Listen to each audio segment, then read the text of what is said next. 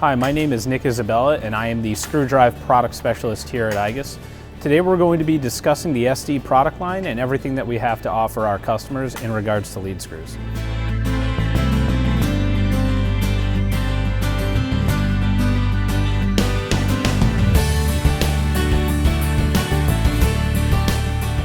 To get started, I'm going to give you a brief overview of the purpose of a lead screw.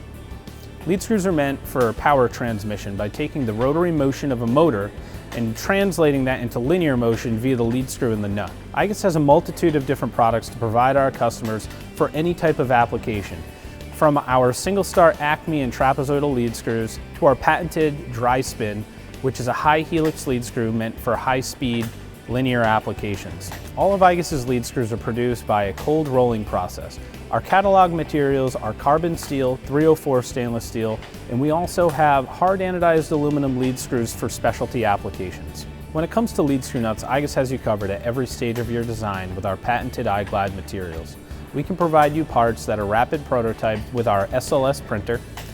We also have the ability to custom machine you lead screw nuts with our extruded bar stock materials.